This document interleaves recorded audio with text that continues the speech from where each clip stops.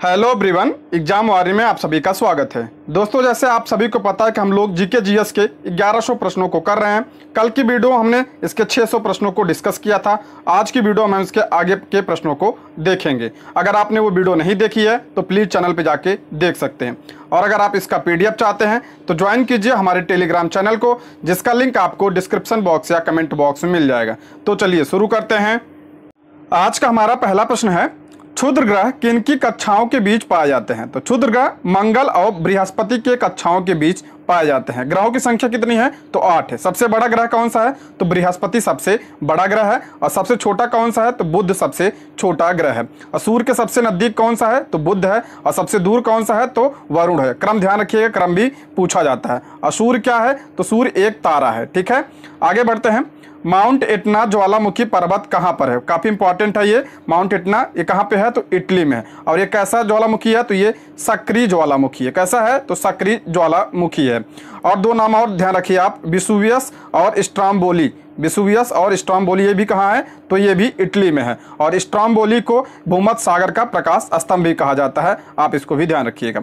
आगे बढ़ते हैं। महाबलीपुरम के रथ मंदिर किसने बनवाए थे? तो कौन बनवाया था? तो पल्लव राजा नरसिंह वर्मन ने महाबलीपुरम के रथ मंदिर का निर्माण करवाया था। पल्लव वंश की बात करते हैं। इसकी स्थापना किसने करवाई थी?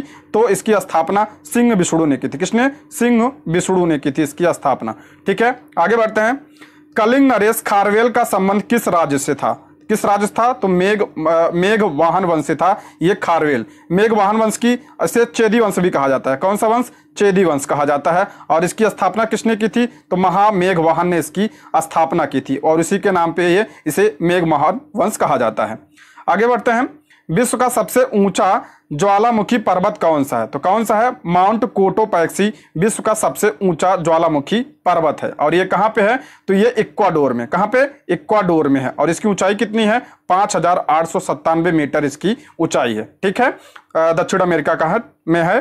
अगला है, शिक्षा किस सूची का विषय है? तो शिक्षा किसका है? तो समवर्ती सूची का विषय है। और ये जो सूचियां हैं ये संविधान के किस अनुसूची में है? तो संविधान के 7वीं अनुसूची में इसका उल्लेख किया गया है। कौन कौन सूची है? तो केंद्र सूची, राज्य सूची और समवर्ती सूची। समवर्ती सूची में वर्तमान में कितने विषय हैं? तो 52 विषय हैं। राज्य सूची में कितने विषय हैं? तो 61 विषय हैं। केंद्र सूची में कितने विषय हैं? तो 100 विषय हैं। ठीक है, आगे बढ़ते हैं। अखिल भारतीय कांग्रेस का प्रथम अधिवेशन कहां हुआ था? काफी इंपॉर्टेंट है। तो कहां पे हुआ था? तो बंबई के ग्वालियर टैंक में स्थित गोकुल दास तेजपाल संस्कृत कॉलेज में अखिल भारतीय कांग्रेस का प्रथम अधिवेशन हुआ था। और ये कब हुआ था? 8 दिसंबर 1885 को हुआ था। कांग्रेस की स्थापना कब हुई थी? 1885 में। किसने किया था? A.O. ह्यूम ने इसकी स्थापना की थी। और पहले अध्यक्ष कौन थे?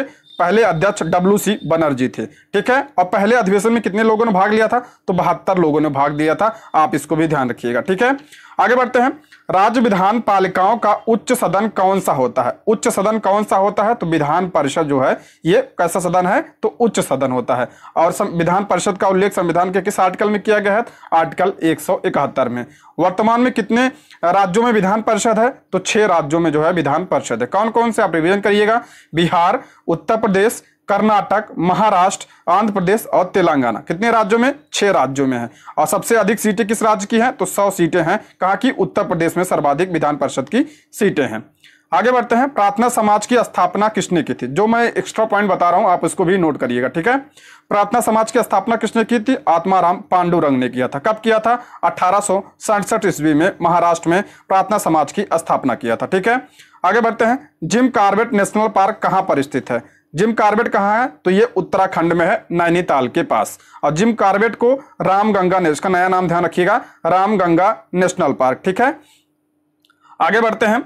Birdie, eagle, bogey, par, tee, hole in one शब्द किस खेल से संबंधित? ये गोल्फ से संबंधित। किससे? गोल्फ से। स्टैटिक जीके का प्रश्न है, इससे प्रश्न बनता है। सांभर झील जिससे नमक बनता है किस राज्य में? सांभर झील कहाँ पे है? तो यह राजस्थान राज्य में। ठीक है, खारे पानी की झील है।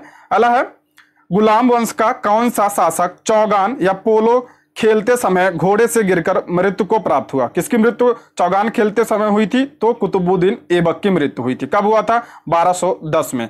और कुतुबुद्दीन ऐबक ने गुलाम वंश की स्थापना की थी, आप सभी को पता है। और क्या करवाया था इसने? कुतुब मीनार की नींव रखवाई थी किसने? कुतुबुद्दीन ऐबक ने। और 2.5 दिन का झोपड़ा का निर्माण भी किसने करवाया था? कुतुबुद्दीन ऐबक ने करवाया था। आगे बढ़ते हैं, गीत गोविंद किसने लिखी? तो किसकी रचना है ये? जयदेव की रचना है गीत गोविंद। आगे बढ़ते हैं, खजुराहो के मंदिर किस वंश के शासकों ने बनवाए थे? काफी इंपॉर्टेंट प्रश्न है। किसने बनवाए थे? तो चंदेल शासकों ने बनवाया था खजुराहो का मंदिर। कहां पे है ये? तो ये मध्य प्रदेश में है। ठीक है। अगला है, विजयनगर साम्राज्य की स्थापना कब और किसने की थी? कितनी बार बता चुका हूं, 1336 में हरिहर और बुक्का ने विजयनगर साम्राज्य की स्थापना की थी। कब? 1336 में।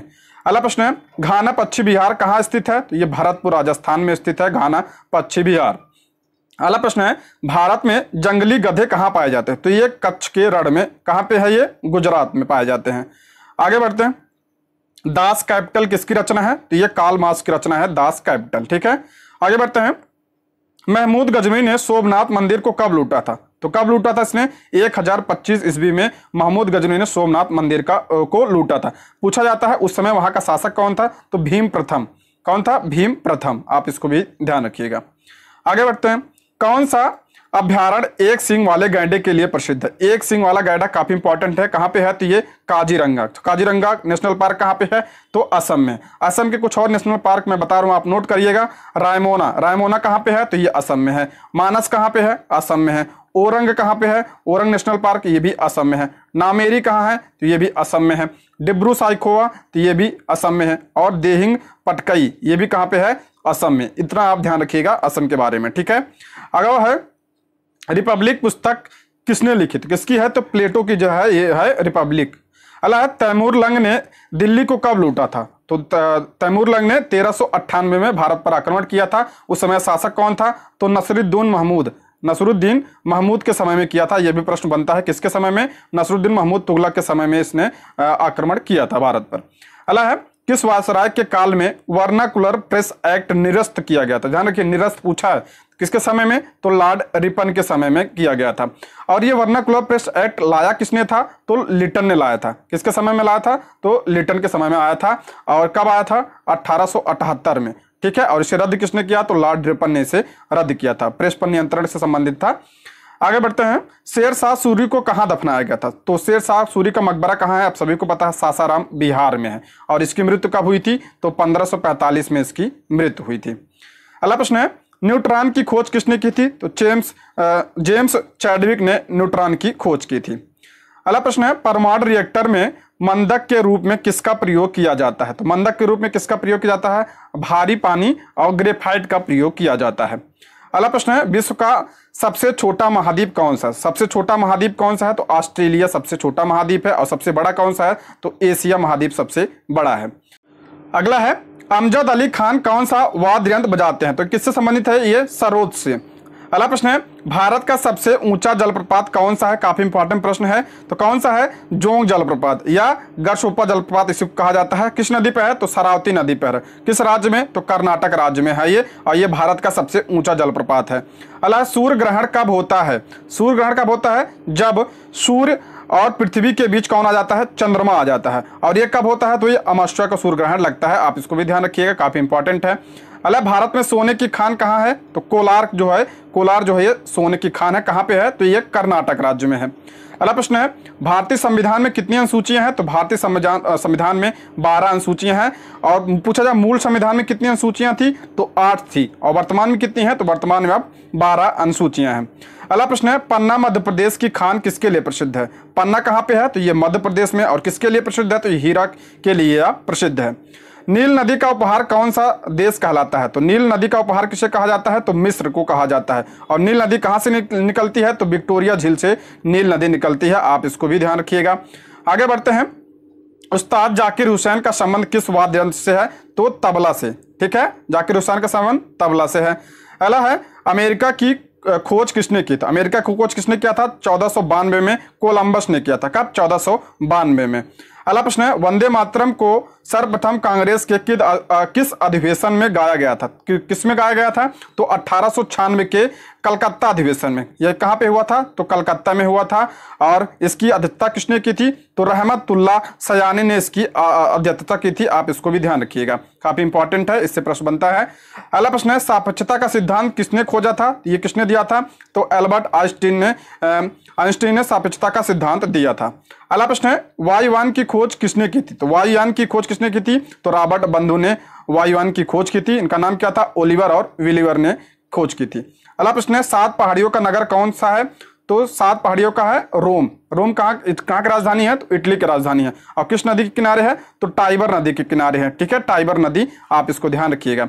अगला प्रश्न है, रेडियम की खोज किसने की थी? तो पियरे और मैडम क्यूरी ने इसकी खोज की थी। ठीक है। अगला प्रश्न है, कितनी ऊंचाई पर जाने से तापमान 1 डिग्री सेल्सियस की कमी होती है? 165 मीटर की ऊंचाई पर जाने पर तापमान में 1 डिग्री सेल्सियस की कमी होती है। अगला प्रश्न है, किस ग्रह के चारों ओर वलय है? तो जो किसके है? तो शनि के चारों ओर जो है वलय है। अगला है, विश्व में सर्वाधिक शाखाओं वाला बैंक कौन सा है? तो भारतीय स्टेट बैंक यानी एसबीआई सर्वाधिक शाखाओं वाला बैंक है। एसबीआई की स्थापना कब हुई थी? तो 1 जुलाई 1955 में इसकी स्थापना हुई थी। और इसका मुख्यालय कहाँ है? तो मुंबई में इसका मुख्यालय है। अगला प्रश्न है, मुद्रा राक्षस के लेखक कौन है? तो किसकी पुस्तक है ये? तो विशाख दत्त की है। ठीक है, ध्यान रखिए, बहुत इंपॉर्टेंट है।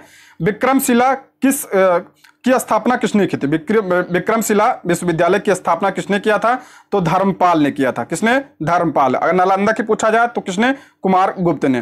अगला प्रश्न है, नालंदा विश्वविद्यालय को नष्ट किसने किया था? तो बख्तियार खिलजी ने नालंदा विश्वविद्यालय को नष्ट किया था। अगला प्रश्न है, सुंदरलाल बहुगुणा का संबंध किस आंदोलन से है? तो चिपको आंदोलन से इनका संबंध है। और चिपको आंदोलन कब शुरू हुआ था? तो 1973 में चिपको आंदोलन शुरू हुआ था। अगला है, भारतीय राष्ट्रीय कांग्रेस की स्थापना तो 1885 में। देखिए, इसके आगे मैंने हिस्ट्री के बहुत सारे क्वेश्चन क्रम वाइज लगा रखा है, तो आप इसको ध्यान से सुनिएगा, पूरा आपको मॉडर्न हिस्ट्री पूरा रिवीजन हो जाएगा। ठीक है आपका।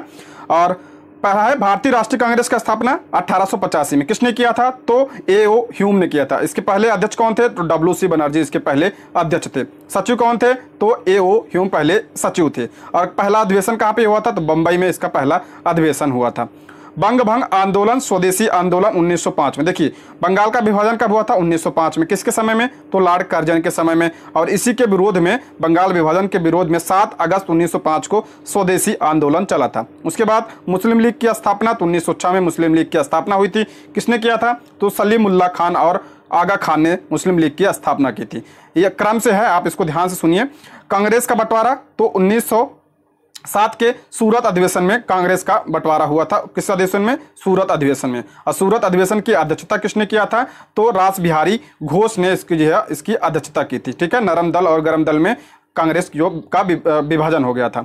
अगला है होम रूल आंदोलन, तो 1916 में होम रूल आंदोलन। इसके पहले आप कुछ और ध्यान रखिएगा। 1909 ध्यान रखिए, मार्लो मिंटो सुधार 1909। उसके बाद 1911 में बंगाल विभाजन को रद्द कर दिया गया। ठीक है, 1911 में। और दिल्ली को राजधानी बनाने की घोषणा की गई। और दिल्ली राजधानी कब बनी? 1912 में। 1913 में ध्यान रखिए आप, 1913 में क्या हुआ था? गदर पार्टी की स्थापना 1913 में हुई थी। इतना आप ध्यान रखिए। उसके बाद आता है होम रूल आंदोलन। होम रूल आंदोलन 1916 में किसने शुरू किया था? एनी बेसेंट और बाल गंगाधर तिलक ने होम रूल आंदोलन को शुरू किया था। उसके बाद लखनऊ समझौता कब हुआ था? 1916 में लखनऊ समझौता हुआ था और नरम दल और गरम दल एक हो गए थे। और कांग्रेस और मुस्लिम लीग के बीच भी समझौता हुआ था 1916 में। और इसकी अध्यक्षता किसने की थी? तो अंबिका चरण मजूमदार। अंबिका चरण मजूमदार का नाम ध्यान रखिएगा। इन्होंने 1916 के कांग्रेस अधिवेशन की अध्यक्षता की थी। कहां पे हुआ था? तो लखनऊ में। इसी को लखनऊ समझौता भी कहा जाता है। ठीक है, 1916। और उसके बाद 1917 ध्यान रखिएगा। 1917 में क्या हुआ था? चंपारण। 1917 में जो नहीं है मैं उसको बता दे रहा हूं। 1917 में चंपारण आंदोलन। उसके बाद 1918 में कौन सा? तो अहमदाबाद मिल मजदूर आंदोलन। उसके बाद 1918 में खेड़ा आंदोलन। उसके बाद मांटेग्यू घोषणा कब आया था? तो 20 अगस्त 1917 को मांटेग्यू घोषणा आया था। उसके बाद रॉलेट एक्ट कब आया था? तो 19 मार्च 1919 में रॉलेट एक्ट आया था। इसे बिना अपील, बिना वकील, बिना दलील का कानून कहा गया था। और इसी के विरोध में जालियांवाला बाग हत्याकांड हुआ, मतलब लोग इकट्ठा हुए थे और यहाँ पे जालियांवाला बाग हत्याकांड हुआ था। कब हुआ था?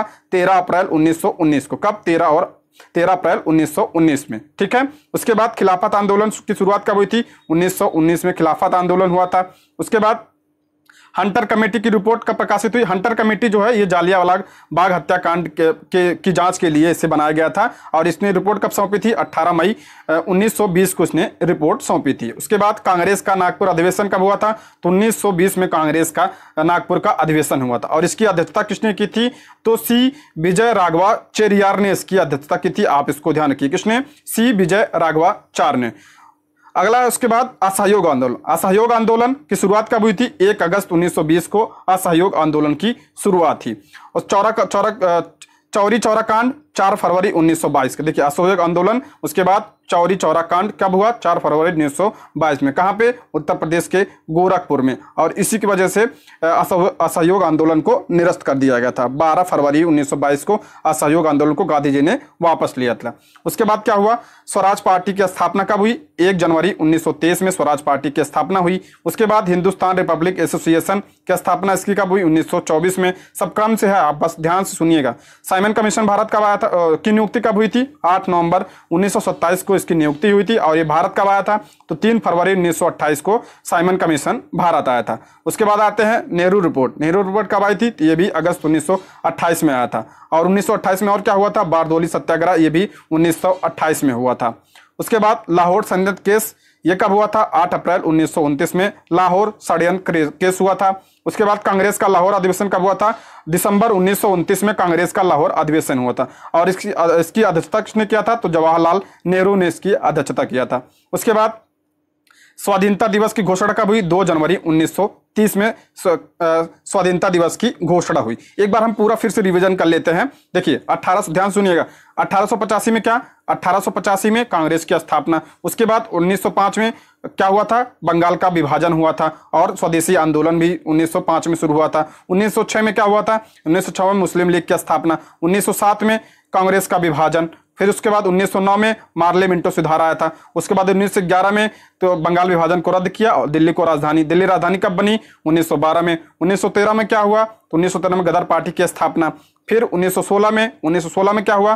तो होम रूल आंदोलन। उसके बाद 1917 में चंपारण आंदोलन। 1918 में तो अहमदाबाद मिल मजदूर होना आंदोलन और 1918 में खेड़ा आंदोलन भी शुरू हुआ था। फिर 1919 आ जाते हैं तो जालियांवाला बाग हत्याकांड हुआ था। 1919 में और क्या हुआ था? खिलाफत आंदोलन हुआ था। और क्या हुआ था? रॉलेट एक्ट आया था। उसके बाद 1920 की बात करते हैं तो 1920 में असहयोग आंदोलन शुरू हुआ था। उसके बाद चौरी चौरा कब हुआ था? तो 1922 में, 4 फरवरी 1922 चौरी चौरा हुआ था। उसके बाद 1923 में क्या हुआ था? स्वराज पार्टी की स्थापना 1923 में हुआ था। उसके बाद आचार्य की स्थापना कब हुई? 1924 में। नेहरू रिपोर्ट कब आई? 1928 में। बारदोली सत्याग्रह 1928 में। लाहौर षड्यंत्र केस 1929 में। कांग्रेस का जो लाहौर अधिवेशन था ये 1929 में। उसके बाद स्वतंत्रता दिवस की घोषणा 2 जनवरी 1930 को। ठीक है, 26 जनवरी होगा यहाँ पे। ठीक है, अगला है नमक सत्याग्रह। नमक सत्याग्रह 12 मार्च 1930 से 5 अप्रैल 1930। अब 1930 का बाद देखते हैं।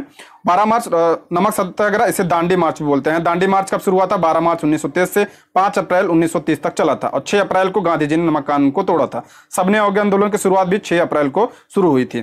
प्रथम गोलमेज सम्मेलन कब हुआ था? 12 नवंबर 1930 को प्रथम गोलमेज सम्मेलन हुआ था। गांधी इरविन समझौता कब हुआ था? 8 मार्च 1931 को गांधी इरविन समझौता हुआ था।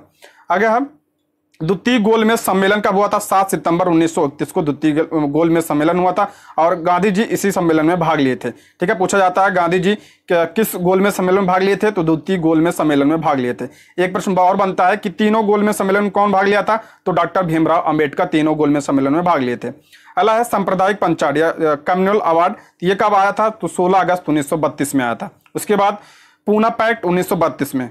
पूना पैक्ट कब हुआ था? 1932 में। किसके बीच? महात्मा गांधी और डॉक्टर भीमराव अंबेडकर के बीच। तृतीय गोलमेज सम्मेलन 17 नवंबर 1932 को। इसका पीडीएफ आप टेलीग्राम से ले लीजिएगा, वहां से एक बार आप खुद से सारा पढ़ लीजिएगा। अगला है कांग्रेस सोशलिस्ट पार्टी का गठन तो मई 1934 में। फॉरवर्ड ब्लॉक की स्थापना 1 मई 1939 में। किसने किया था? तो सुभाष चंद्र बोस ने फॉरवर्ड ब्लॉक की स्थापना की थी। ठीक है, किसने? सुभाष चंद्र बोस ने। काफी इंपॉर्टेंट है। ये मॉडर्न हिस्ट्री को सारे जो बहुत इंपॉर्टेंट है, आप इसको ध्यान रखिएगा। मुक्ति दिवस 22 दिसंबर 1939 को मुक्ति दिवस मनाया गया था। पाकिस्तान की मांग कब किया था मुस्लिम लीग ने? 24 मार्च 1940 को। अगस्त प्रस्ताव कब आया था? 8 अगस्त 1940 को अगस्त प्रस्ताव आया था। क्रिप्स मिशन भारत कब आया था? तो मार्च 1942 को क्रिप्स मिशन भारत आया था। उसके बाद भारत छोड़ो आंदोलन कब शुरू हुआ था? तो 8 अगस्त 1942 को भारत छोड़ो आंदोलन शुरू हुआ था। शिमला समझौता कब हुआ था? 25 जून 1945 को। उसके बाद नौसेना का विद्रोह कब हुआ था? तो 19 फरवरी 1946 को नौसेना का विद्रोह हुआ था। प्रधानमंत्री इटली की घोषणा कब आई थी? 15 मार्च 1946 को आई थी। और कैबिनेट मिशन भारत कब आया था? तो 24 मार्च 1946 को, ठीक है, 1946 होगा, 1946 को कैबिनेट मिशन भारत आया था। और कैबिनेट मिशन के तहत ही जो है संविधान सभा का गठन हुआ था। संविधान सभा का गठन कब हुआ था? तो किसके तहत हुआ था? तो कैबिनेट मिशन के तहत हुआ था। अला प्रत्यक्ष कार्रवाई दिवस, तो प्रत्यक्ष कार्रवाई दिवस 16 अगस्त 1946 को। और अंतरिम सरकार की स्थापना कब हुई थी? 2 सितंबर 1946 को अंतरिम सरकार की स्थापना हुई थी। और मांटोंगी योजना, जिसे आप 3 जून की योजना कहते हैं, उसे कब आया था? ये 3 जून 1947 को। अब भारत को स्वतंत्रता कब मिली? 15 अगस्त 1947 को भारत पूर्णतः स्वतंत्र हो गया था। अब आते हैं आगे। इतना आप मॉडर्न हिस्ट्री से पूरा 1885 से लेकर 1947 तक हमने पूरा कवर कर लिया, ठीक है। अगला प्रश्न है, धौलाधर तथा पीर पंजाल के बीच कौन सी घाटी है? तो कौन सी घाटी है? तो कुल्लू घाटी धौलाधर और पीर पंजाल के बीच में है, कुल्लू घाटी। धौलाधर कहाँ पे है? तो ये हिमाचल प्रदेश में है। कुल्लू घाटी भी है, ठीक है। अगला है, गंगा नदी भारत के कितने राज्यों से गुजरती है? कितने राज्यों से? तो 5 राज्यों से। कौन कौन से? तो आप ध्यान रखिएगा, उत्तराखंड, उत्तर प्रदेश, बिहार, पश्चिम बंगाल, झारखंड और छत्तीसगढ़ से यह गुजरती है। 5 राज्यों से यह गुजरती है। अगला प्रश्न है, बिहार का शोक किस नदी को कहा जाता है? तो कोसी नदी को बिहार का शोक कहा जाता है। किसे? कोसी नदी को। और ये कहाँ से निकलती है? तो नेपाल। और बिहार के कटिहार के पास यह आके गंगा में मिलती है। गंगा की सहायक नदी है और इसे बिहार का शोक कहा जाता है। हेमिस राष्ट्रीय उद्यान कहाँ पे है? तो लद्दाख में है। बहुत इंपॉर्टेंट है, ध्यान रखिए। अगला है, महात्मा गांधी राष्ट्रीय समुद्री उद्यान कहाँ पे है? तो ये कहाँ पे है? तो अंडमान निकोबार में है ये महात्मा गांधी राष्ट्रीय समुद्री उद्यान, नेशनल पार्क है। अगला है, भारत के किस राज्य में गहिरमाथा समुद्री अभ्यारण्य है? बहुत इंपॉर्टेंट है। गहिरमाथा कहाँ पे है? ये तो उड़ीसा में। एक और ध्यान रखिएगा, सिमलीपाल। सिमलीपाल भी कहाँ है? तो ये भी उड़ीसा में है। सिमलीपाल राष्ट्रीय उद्यान कहाँ पे है? तो उड़ीसा राज्य में है। अगला प्रश्न है, भद्रा वन्यजीव अभ्यारण्य कहाँ पे है? तो कर्नाटक में है भद्रा, ठीक है। फूलों की घाटी कहाँ पे है? तो उत्तराखंड में। एक है शांत घाटी, वो कहाँ पे है? तो केरल में है शांत घाटी। अगला है, क्रूगर नेशनल पार्क किस देश में है? तो ये दक्षिण अफ्रीका में है क्रूगर नेशनल पार्क, इसको भी ध्यान रख लीजिएगा। भारत की सबसे मीठी पानी की झील कौन सी है? वुलर झील जो है भारत की सबसे मीठे पानी की झील है। और ये कहाँ पे है? तो वुलर झील कहाँ पे है? तो ये जम्मू कश्मीर। कहाँ पे? जम्मू कश्मीर में है। आगे बढ़ते हैं, सरदार सरोवर बांध किस नदी पर है? तो सरदार सरोवर बांध ये नर्मदा नदी गुजरात में है। और नर्मदा नदी कहाँ से निकलती है? तो अमरकंटक की पहाड़ी से निकलती है। अमरकंटक की पहाड़ी से नर्मदा नदी निकलती है। और ये किसका निर्माण करती है? तो ये एस्चुरी का निर्माण करती है। एस्चुरी का निर्माण कौन करता है? तो नर्मदा नदी करती है एस्चुरी का निर्माण, ठीक है। ज्वार नदमुख जिसे कहते हैं हिंदी में। अल्लाह है, दीवान अर्ज किस विभाग से संबंधित है? ये सैन्य विभाग से था। दिल्ली सल्तनत का विभाग था दीवान अर्ज। किस विभाग से? सैन्य विभाग था ये। दीवाने बंदगान की स्थापना किसने की थी? तो फिरोज शाह तुगलक ने किया था। और दीवाने बंदगान ये दास विभाग था, ठीक है। और सर्वाधिक दास पूछा जाता है किसके समय में थे? तो फिरोज शाह तुगलक के समय में थे। आगे बढ़ते हैं, भारत का सबसे ऊंचा बांध कौन सा है? तो भारत का सबसे ऊंचा बांध कौन सा है? टिहरी बांध जो है भारत का सबसे ऊंचा बांध। और कहाँ पे है ये? भागीरथी नदी पर उत्तराखंड में है। काफी इंपॉर्टेंट है, इसको ध्यान रखिएगा। अगला प्रश्न है, भारत के किस राज्य में तिलैया बांध है? तिलैया बांध ये कहाँ पे है? तो ये झारखंड में। कहाँ पे? झारखंड में। और किस नदी पे है? तो ये बराकर नदी पे है, झारखंड में। आप इसको ध्यान रखिएगा, काफी इंपॉर्टेंट है। बराकर नदी दामोदर की सहायक नदी है। अगला, फीफा का मुख्यालय कहाँ पे स्थित है? फीफा का मुख्यालय कहाँ पे है? तो ज्यूरिख स्विट्जरलैंड में फीफा का मुख्यालय है। इसकी स्थापना कब हुई थी? 1904 में इसकी स्थापना हुई थी। आप इसको ध्यान रखिएगा। अगला, अंतर्राष्ट्रीय सौर गठबंधन का मुख्यालय कहाँ पे है? बहुत इंपॉर्टेंट है। कहाँ पे है? तो ये गुड़गांव हरियाणा में अंतर्राष्ट्रीय सौर गठबंधन का मुख्यालय है। न्यू डेवलपमेंट बैंक, ये इससे ध्यान रखिए, ये अक्सर एग्जाम पूछा जाता है। किसका स्थापना कब हुई थी और इसका मुख्यालय क्या है? मुख्यालय खास तौर पर पूछा जाता है। न्यू डेवलपमेंट बैंक यानी एनडीबी का मुख्यालय कहाँ पे तो है? तो ये संघाई चीन में। कहाँ पे? संघाई चीन में है। अगला, अंतर्राष्ट्रीय श्रम संगठन का मुख्यालय कहाँ स्थित है? तो इसका मुख्यालय कहाँ पे है? तो जिनेवा स्विट्जरलैंड में WTO का है, ध्यान रखिए WTO का कहाँ पे है तो जिनेवा में है। और इसकी स्थापना कब हुई थी 1919 में इसकी स्थापना हुई थी। अगला प्रश्न है श्रीरंगपट्टनम किस श्रीरंगपट्टनम संधि किसके बीच हुई थी? श्रीरंगपट्टनम संधि किसके बीच हुई थी? अंग्रेज और टीपू सुल्तान के बीच हुई थी। कब हुआ था? 1792 में हुआ था। अगला प्रश्न है एशियाई विकास बैंक की स्थापना कब हुई थी? इसकी स्थापना कब हुई थी? तो इसकी स्थापना हुई थी 19 दिसंबर 1966 में इसकी स्थापना हुई थी। ADB बैंक, अभी पीछे इसका मुख्यालय बताया था। अगला एशियाई विकास बैंक का मुख्यालय कहाँ पे है? तो एशियाई विकास बैंक का मुख्यालय कहाँ पे है? तो मनीला में है, मनीला फिलीपींस में, मनीला में। और किसका मुख्यालय है? तो अंतर्राष्ट्रीय चावल अनुसंधान कहाँ पे है? तो ये भी मनीला में है। अगला प्रश्न है विश्व स्वास्थ्य संगठन यानी WHO की स्थापना कब हुई थी? तो WHO की स्थापना कब हुई थी? 7 अप्रैल 1948 को WHO की स्थापना हुई थी। इसलिए 7 अप्रैल को स्वास्थ्य दिवस भी मनाया जाता है, विश्व स्वास्थ्य दिवस 7 अप्रैल को। अब और विश्व इसका मुख्यालय कहाँ है? तो जिनेवा स्विट्जरलैंड में इसका मुख्यालय है। इसका और जिनेवा में और किसका है? तो WTO का भी जिनेवा में ही है। अगला बढ़ते हैं दुनिया के सबसे बड़े अंतर्राष्ट्रीय पुलिस संगठन इंटरपोल की स्थापना कब हुई थी? तो इसकी स्थापना 7 सितंबर 1923 में हुई थी। और इंटरपोल कहाँ पे है इसका हेडक्वार्टर? तो पेरिस फ्रांस में इसका हेडक्वार्टर है। अगला प्रश्न है कोणार्क का सूर्य मंदिर नरसिंहदेव प्रथम किसने बनवाया था? नरसिंहदेव प्रथम ने बनाया था, बहुत इंपॉर्टेंट है। और किस वंश से संबंधित थे? तो शाही गंग राजवंश से संबंधित है, गंग वंश के राजा ने इनका निर्माण किया था। और कहाँ पे है? तो ये उड़ीसा में है, ठीक है, बहुत इंपॉर्टेंट है। अगला प्रश्न है लहसुन की विशिष्ट गंध किस एक के कारण होती है? किसके कारण होती है? तो सल्फर युक्त यौगिक के कारण लहसुन में एक विशिष्ट गंध आती है। एशियाटिक सोसाइटी के संस्थापक कौन थे? तो विलियम जोन्स जो है इसके संस्थापक थे। इसकी स्थापना कब हुई थी? 1784 में इसकी स्थापना हुई थी। अगला प्रश्न है भारत में कौन से क्षेत्र में सुल्तान जैन उल आबदीन का शासन? तो कहाँ पे था? ये कश्मीर का शासक था। दोस्तों यदि आप हमारे चैनल पर नए हैं तो प्लीज चैनल को सब्सक्राइब करें। और अगर आपको वीडियो पसंद आती है तो लाइक शेयर और कमेंट भी करें।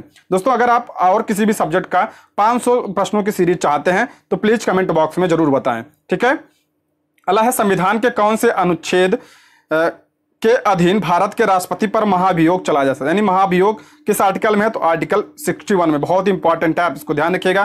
किसको द्वारा लगाया जाता है?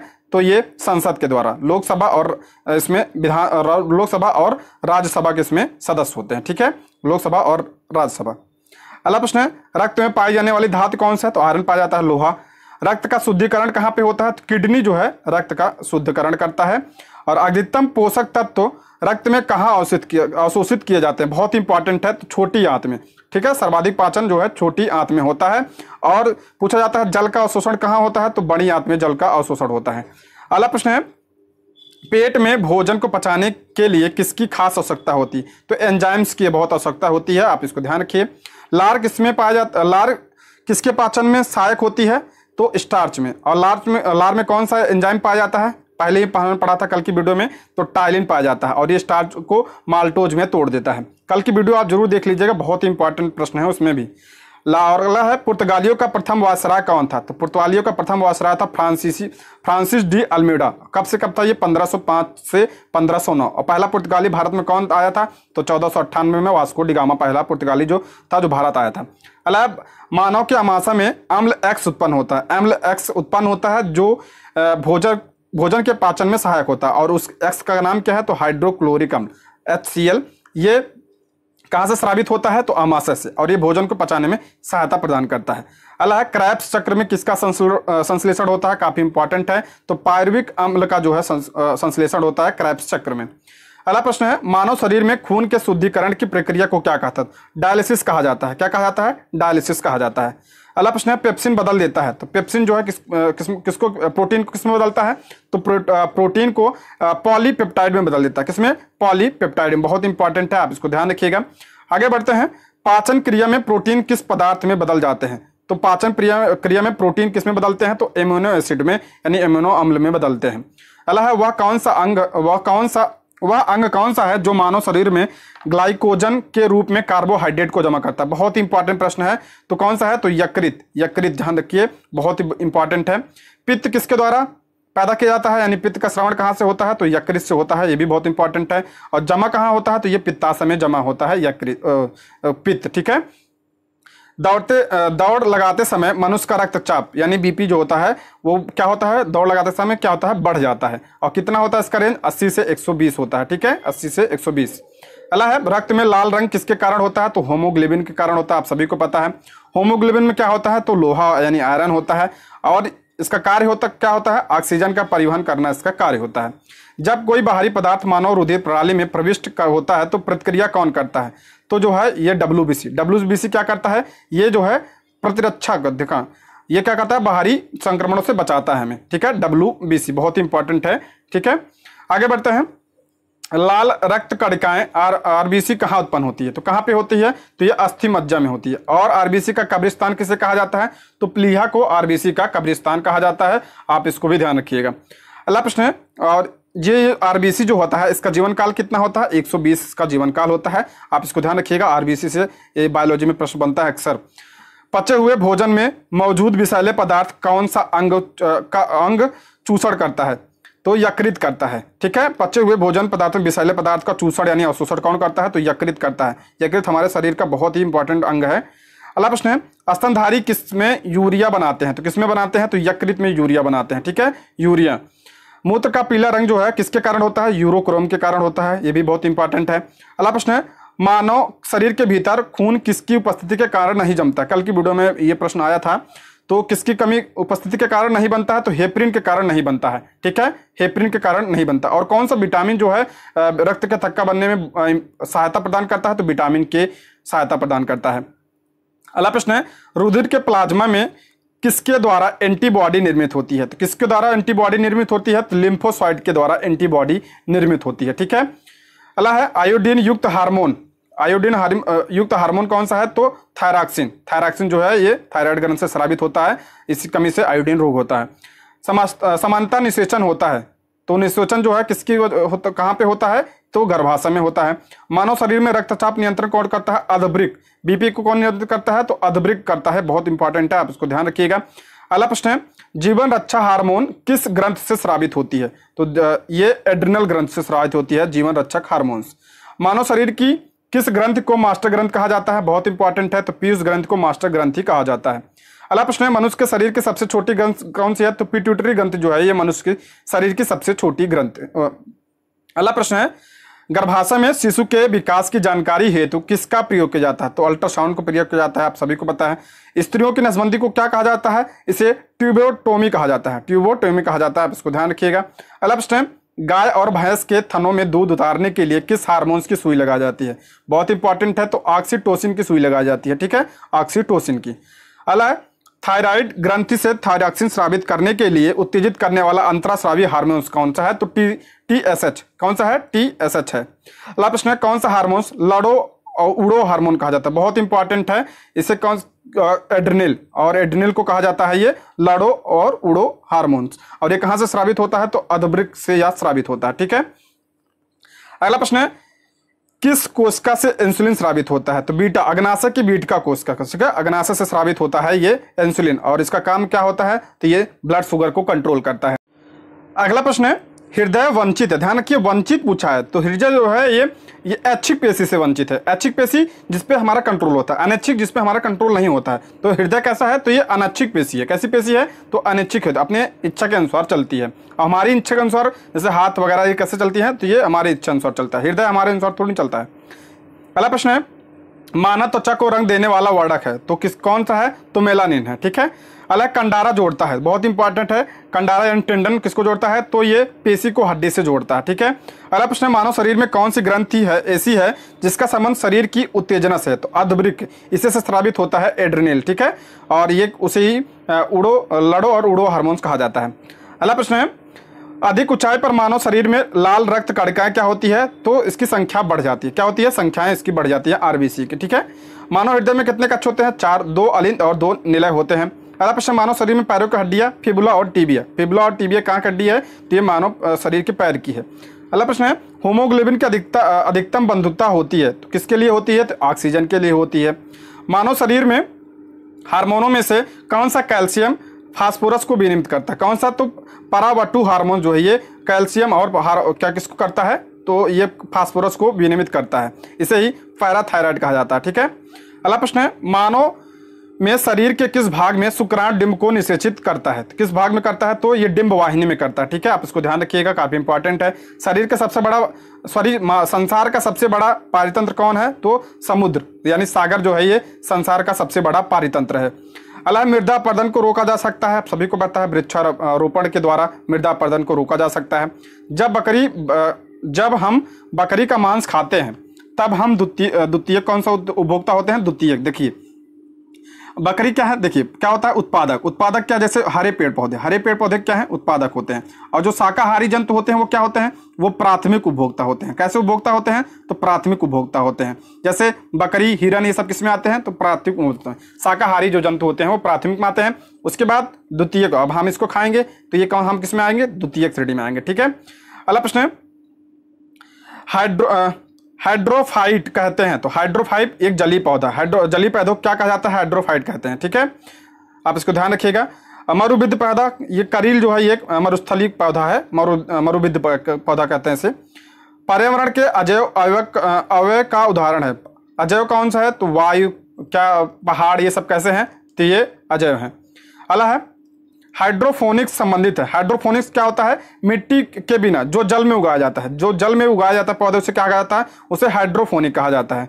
सौर ऊर्जा का सबसे बड़ा यौगिकीकरण कौन सा है? तो यौगिक कौन सा? हरे पौधे। ठीक है, पारिस्थितिक संतुलन बनाए रखने के लिए भारत में वन क्षेत्र कितने अनुपात में होना चाहिए? तो 33.3% ये इतने क्षेत्र में वन होना चाहिए। अगला प्रश्न है कौन सा कृषि कार्य पर्यावरणीय दृष्टि से उपयुक्त है? तो कार्बनिक कृषि। ठीक है, जिसे जैविक कृषि कहते हैं। ठीक है, आगे बढ़ते हैं। अगला प्रश्न है कर्क रेखा भारत के कितने राज्यों को गुजरती है? आप सभी को पता है, बहुत कॉमन क्वेश्चन है। 8 राज्यों से होकर गुजरती है। कौन कौन से राज्य हैं? गुजरात, राजस्थान, मध्य प्रदेश, झारखंड, छत्तीसगढ़, पश्चिम बंगाल, त्रिपुरा, मिजोरम से होकर गुजरती है। अगला प्रश्न, किस राज्य की समुद्र तट रेखा सबसे छोटी है? सबसे छोटी किसकी है? गोवा। और सबसे लंबी किसकी है? तो गुजरात की सबसे लंबी है। अगला प्रश्न है भारत की स्थल सीमा किस देश के साथ सबसे ज्यादा लगती है? तो बांग्लादेश के साथ लगती है, 4096 किलोमीटर लगती है। और सबसे कम किसकी लगती है? तो अफगानिस्तान से सबसे कम लगती है, 106 किलोमीटर की लगती है। अगला प्रश्न है भारत का कौन सा भू आकृतिक भाग प्राचीन है? तो प्राचीनतम भाग कौन सा है? तो प्रादीपी पठार जो है ये सबसे प्राचीनतम भाग है। ठीक है, और गोंडवाना लैंड का हिस्सा है ये। अगला प्रश्न है भारत के समुद्री तट को किस नाम से जाना जाता है? भारत के पूर्वी तट को, पूर्वी तट को क्या कहा जाता है? देखिए पूर्वी तट को कोरोमंडल पूछा जाता है। पूछा जाए अगर तमिलनाडु के तट को क्या कहते हैं? तो कोरोमंडल तट कहते हैं। और अगर पूछा जाए पश्चिमी तट में जो केरल है, केरल के तट को क्या कहा जाता है? तो मालाबार। ठीक है, मालाबार तट कहा जाता है केरल के तट को। अगला प्रश्न है कोंकण तट कहां से कहां तक है? तो ये गोवा और दमन के बीच में जो है उसे कोंकण तट कहा जाता है। अगला प्रश्न है लक्षद्वीप समूह के द्वीपों की उत्पत्ति किसके द्वारा हुई? तो प्रवाल के द्वारा हुई थी। किसके द्वारा? प्रवाल के द्वारा हुई है लक्षद्वीप। न्यू मोर द्वीप कहां पे है? तो ये अंडमान निकोबार में है, अंडमान सागर में। ठीक है, अंडमान सागर में। अगला प्रश्न है कौन सा द्वीप भारत और श्रीलंका के बीच स्थित है? तो रामेश्वरम जो है ये भारत और श्रीलंका के बीच स्थित है। लक्षद्वीप समूह के कुल द्वीपों की संख्या कितनी है? तो 36 कुल द्वीपों हैं। अगला प्रश्न है भारत के किस स्थान को सफेद पानी के नाम से जाना जाता है? तो सियाचिन ग्लेशियर को। ठीक है, सियाचिन ग्लेशियर को सफेद पानी के नाम से जाना जाता है। जम्मू कश्मीर का वह हिस्सा जो चीन के अधिकार में, उसे क्या कहा जाता है? उसे अक्साई चीन के नाम से जाना जाता है। ठीक है, आगे बढ़ते हैं। भारत में शीत मरुस्थल कौन सा है? तो शीत मरुस्थल कौन सा है? तो लद्दाख शीत मरुस्थल है। अल्लाह भारत की देशांतर स्थिति क्या है? तो देशांतरी विस्तार कितना है? 68 अंश 7 मिनट से 97 अंश 25 मिनट। ठीक है, आप इसको ध्यान रखिएगा। अगला प्रश्न है विक्टोरिया झील कहाँ है? तो विक्टोरिया झील ये अफ्रीका में है, पूर्वी अफ्रीका में है, और इसी से नील नदी निकलती है। ठीक है, नील नदी इसी से निकलती है। अगला प्रश्न है समुद्री, देखिए अगला प्रश्न है पृथ्वी पर समुद्र तल से सर्वाधिक नीची झील कौन सी है? तो मृत सागर जो है सर्वाधिक गहरी झील है, गहरी नहीं सबसे नीची झील है। अगला प्रश्न है एंजिल जलप्रपात किस नदी पर स्थित है? तो ये कैरोनी नदी पर है। कहाँ पे है? वेनेजुएला, दक्षिण अमेरिका की है ये एंजिल जलप्रपात, और ये किस नदी पर है? तो कैरोनी नदी पर है। आप इसको ध्यान रखिएगा, काफी इंपॉर्टेंट है। इस विश्व का सबसे ऊंचा जलप्रपात है। अगला प्रश्न है विश्व की सबसे बड़ी जहाजरानी नगर कौन सा है? तो स्वेज नहर पूछ रहा है, तो स्वेज नहर जो है सबसे बड़ी जहाजरानी नहर है। दक्षिण अमेरिका में शीतोष्ण घास स्थलों को क्या कहा जाता है? तो पैम्पास कहा जाता है। दक्षिण अमेरिका में जो शीतोष्ण घास के मैदान होते हैं उन्हें क्या कहा जाता है? पैम्पास कहा जाता है। अल्लाह जॉर्डन और इजराइल के मध्य कौन सा सागर है? तो मृत सागर जो है ये कहाँ पे है? तो जॉर्डन और इजराइल के मध्य स्थित है। आप इसको ध्यान रखिएगा, बहुत इंपॉर्टेंट प्रश्न है ये। अगला प्रश्न है सारगासो समुद्र किस महासागर में स्थित है? तो बहुत इंपॉर्टेंट है, किसमें है? तो ये अटलांटिक महासागर में स्थित है। अगला रेनियल जलधारा किस महासागर की जलधारा है? तो जलधारा से प्रश्न बनता है तो यह अटलांटिक महासागर में। गल्फ स्ट्रीम धारा की उत्पत्ति कहाँ से होती है? तो मैक्सिको की खाड़ी में। और ये कैसी जलधारा है? तो गर्म जलधारा है। और ये कहाँ की है? तो यह अटलांटिक महासागर की जलधारा है। ठीक है, अगला है चीन का शोक किस नदी के लिए उपयोग किया जाता है? तो हांगो नदी को चीन का शोक कहा जाता है। बहुत इंपॉर्टेंट है, आपको ध्यान रखिएगा। उकाई परियोजना गुजरात में ताप्ती नदी पर है। किस नदी पर है? ताप्ती नदी पर। कौन सी परियोजना? उकाई परियोजना। कहाँ पे? गुजरात में। बहुत इंपॉर्टेंट है दोस्तों। ये जितने भी प्रश्न हैं ये किसी न किसी एग्जाम में अक्सर पूछे जाते हैं, आप इसको ध्यान रखिएगा, बहुत इंपॉर्टेंट है सारे। अगला है दुलहस्ती परियोजना जम्मू कश्मीर में किस नदी पर है? चिनाब नदी पर। दुलहस्ती परियोजना जम्मू कश्मीर में चिनाब नदी पर स्थित है। रविन्द्रनाथ टैगोर ने किसके विरोध में नाइटहुड का त्याग कर दिया था? किसके विरोध में? जालियांवाला बाग हत्याकांड के विरोध में। कब हुआ था जालियांवाला बाग? तो 1919 में 13 अप्रैल को। अल्लाह सर्वहारा वर्ग का अधिनायकत्व शब्दों का निर्माण किसने किया था? कार्ल मार्क्स ने किया था। अल्लाह डीआरडीओ द्वारा विकसित अग्नि 5 मिसाइल की मारक क्षमता कितने किलोमीटर तक है? तो ये 5000 किलोमीटर तक है। और डीआरडीओ की स्थापना कब हुई थी? 1958 में डीआरडीओ की स्थापना हुई थी। इसका हेडक्वार्टर कहाँ है? तो नई दिल्ली में इसका हेडक्वार्टर है। अला भारत में वर्ष 1780 में कौन सा पहला अंग्रेजी अखबार था? पहला समाचार पत्र पूछा जाता है तो बंगाल गजट। और किसने प्रकाशित किया था? तो जेम्स अगस्टस हिक्की ने। ठीक है, आप इसको ध्यान रखिएगा। अगर पूछा जाए हिंदी समाचार कौन सा है? तो उद्दंड मार्तंड। ठीक है, उद्दंड मार्तंड जो है पहला समाचार पत्र था, जुगल किशोर ने प्रकाशित किया था। अला पृथ्वी के केंद्र में जी का मान शून्य होता है। विषुवत रेखा पर जी का मान शून्य, ध्यान रखिएगा, ये वन लाइनर है। पृथ्वी के केंद्र में जी का मान क्या होता है? केंद्र पर शून्य होता है। और विषुवत रेखा पर क्या होता है? तो न्यूनतम होता है। ठीक है, आप इसको ध्यान रखिएगा, काफी इंपॉर्टेंट है। और ये जी का मान कितना होता है? 9.8। ठीक है, स्मॉल जी 9.8 मीटर पर सेकंड स्क्वायर। अला चालुक्य वंश का संस्थापक कौन था? तो किसे माना जाता है चालुक्य वंश का? पुलकेशिन प्रथम जो है चालुक्य वंश का संस्थापक था। अगला प्रश्न है, और चालुक्य की राजधानी पूछा जाता है एहोल। आप इसको ध्यान रखिए, चालुक्य की राजधानी क्या थी? एहोल। सौर मंडल का सबसे बड़ा उपग्रह कौन सा? तो गैनीमेड जो है। और ये किसका उपग्रह है? तो बृहस्पति का है उपग्रह, आप इसको ध्यान रखिएगा। अगला है वन लाइनर है ये भी। किसी पिंड को पृथ्वी से चंद्रमा पर ले जाने पर उसका द्रव्यमान वही रहेगा किंतु भार भिन्न हो जाता है। ध्यान रखिए, पूछा जाता है कि भार क्या होता है? ये भिन्न भिन्न होता है। भार जो है बदल सकता है लेकिन द्रव्यमान समान रहता है। ठीक है, ध्यान, द्रव्यमान ये नियत रहता है और भार क्या होता है? बदलता रहता है। भार भिन्न भिन्न होने का कारण पृथ्वी की अपेक्षा चंद्रमा पर जी का मान 1/6 होता है। अब जी पर वहां पर क्या चंद्रमा का मान कितना होता है? तो 1/6 होता है। ठीक है, अगला प्रश्न है, समुद्र के पानी का घनत्व बढ़ता है जैसे जैसे गहराई एवं खारापन दोनों में वृद्धि होती है। यानी जैसे जैसे हम समुद्र के अंदर जाएंगे वैसे वैसे क्या होगा? गहराई तो बढ़ेगी और उसमें क्या होगा? खारापन में भी वृद्धि होगी। खारापन यानी उसकी लवणता भी बढ़ेगी। अगला प्रश्न, अगला है, नदी में तैरता जलयान जब समुद्र में जाता है तो यह थोड़ा ऊपर उठ जाता है। क्यों उठ जाता है? क्योंकि नदी के पानी के घनत्व की अपेक्षा समुद्र के पानी का घनत्व क्या होता है? अधिक होता है। ये प्रश्न बनता है फिजिक्स में, बहुत इंपॉर्टेंट है ये। अगला, वायुमंडलीय दाब को बैरोमीटर किससे नापा जाता है? तो बैरोमीटर से वायुमंडलीय दाब को नापा जाता है। और आर्द्रता को किससे नापा जाता है? तो आर्द्रता मापी से नापा जाता है आर्द्रता को। ठीक है, आप इन दोनों को ध्यान रखिएगा। अगला प्रश्न है, शरीर में रक्त का दाब वायुमंडलीय दाब से कुछ अधिक पूछा जाता है। शरीर में जो रक्त का दाब होता है कैसा होता है? ये वायुमंडलीय दाब से थोड़ा अधिक होता है। ठीक है, थोड़ा अधिक होता है। और इसी के होने के कारण हमारे शरीर पर वायुमंडल का दाब बहुत होते हुए भी हम उसे महसूस नहीं कर सकते हैं। ठीक है, अगला प्रश्न है, हूणों का आक्रमण किसके समय में हुआ था? तो हूणों का आक्रमण स्कंदगुप्त के समय में हुआ था। काफी इंपॉर्टेंट है, आप इसको ध्यान रखिएगा। और इसे मलेच्छ कहा, जूनागढ़ अभिलेख में इसे मलेच्छ कहा गया। ठीक है, अगला प्रश्न है, हरित क्रांति। हरित क्रांति किससे संबंधित है? तो ये खाद्यान्न उत्पादन से संबंधित है हरित क्रांति। और अगला है श्वेत क्रांति। हरित क्रांति के जनक किससे माना जाता है भारत में? MS स्वामीनाथन को माना जाता है। श्वेत क्रांति की बात करते हैं, ये दूध उत्पादन से संबंधित था। सारी क्रांति को मैं ये सब सारा बता दे रहा हूँ, आप ध्यान सुनिएगा। श्वेत क्रांति किससे संबंधित? ये दूध से। और किसने शुरू किया था भारत में? तो वर्गीज कुरियन ने। और नीली क्रांति ये मत्स्य उत्पादन से संबंधित है। भूरी क्रांति उर्वरक उत्पादन से काफी इंपॉर्टेंट है। रजत क्रांति अंडा उत्पादन से संबंधित है। पीली क्रांति किससे संबंधित थी? तो पीली क्रांति थी, ये थी तिलहन से। ठीक है, तिलहन से यानी सरसों से संबंधित, सरसों भी मिलता है तो तिलहन से संबंधित थी। कृष्ण क्रांति ये बायोडीजल से संबंधित थी। काली क्रांति, ठीक है, बायोडीजल से संबंधित थी। पेट्रोलियम से भी संबंधित है, आप इसको ध्यान रखिएगा। लाल क्रांति टमाटर या मांस से संबंधित थी। गुलाबी क्रांति झींगा मछली के उत्पादन से संबंधित थी। बादामी क्रांति ये मसाला उत्पादन से संबंधित थी।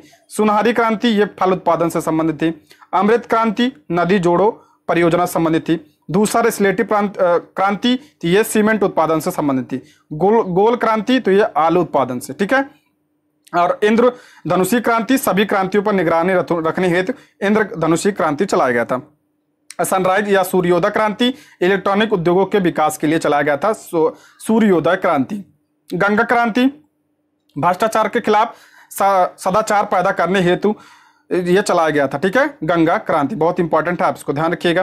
अगला प्रश्न है सदाबहार क्रांति, ये तो जैव तकनीक को चलाया गया था के लिए चलाया गया था ये सदाबहार क्रांति, ठीक है। वाटरमैन पूछा जाता है, वाटरमैन ऑफ इंडिया किसे कहा जाता है, तो राजेंद्र सिंह को कहा जाता है, आप इसको भी ध्यान रखिएगा।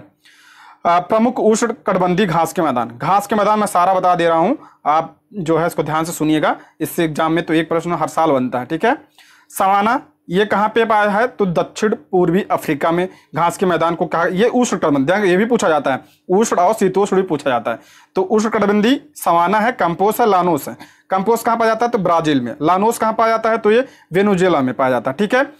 अगला है अब प्रमुख शीतोष्ण घास के मैदान। शीतोष्ण देख लेते हैं। पंपास ये कैसा है, तो शीतोष्ण कहाँ है, तो अर्जेंटीना में।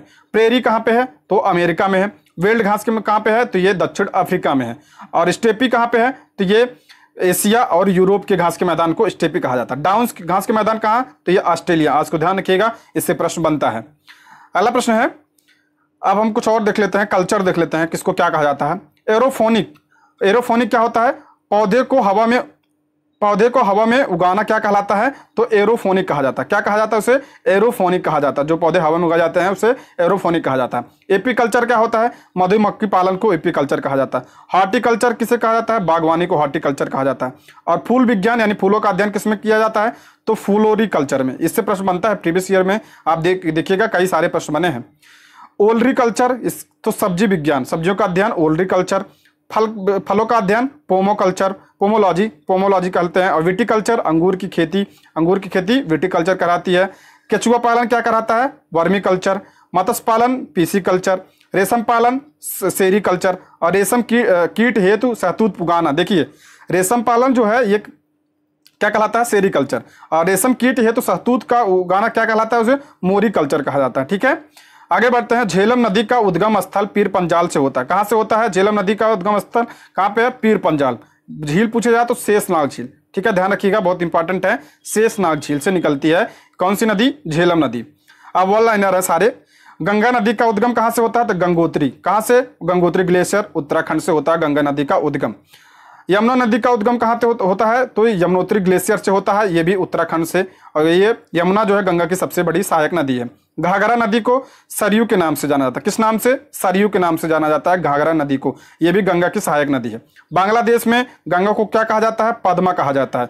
और बांग्लादेश में ब्रह्मपुत्र को क्या कहा जाता है, तो जमुना कहा जाता है, ठीक है। अगला प्रश्न है, गंगा नदी के प्रवाह मार्ग की कुल लंबाई कितनी है, यानी गंगा की लंबाई कितनी है, 2525 किलोमीटर। भारत की सबसे लंबी नदी है। सन, अरुण और तामूर कोसी नदी मिलकर कोसी नदी मिलकर कोसी नदी का निर्माण करती। कौन सी नदियां, सन, अरुण और तामूर मिलकर कौन सी नदी निर्माण करती हैं, कोसी नदी। कोसी नदी को क्या कहा जाता है, बंगाल का शोक कहा जाता है, सॉरी बिहार का शोक कहा जाता है। किसे, कोसी नदी को कहा जाता है, ये भी गंगा की सहायक नदी है। घाघरा नदी का उद्गम स्थल ये कहां से निकलती है, तिब्बत के मापचा चुंग हिमनद से निकलती है घाघरा नदी, ठीक है। घाघरा नदी भी गंगा की सहायक नदियां हैं। सुबनसिरी, भारेली तथा मानस नदी किसकी सहायक नदी है, ये ब्रह्मपुत्र की, बहुत इंपॉर्टेंट है, खासकर मानस नदी ध्यान रखिएगा।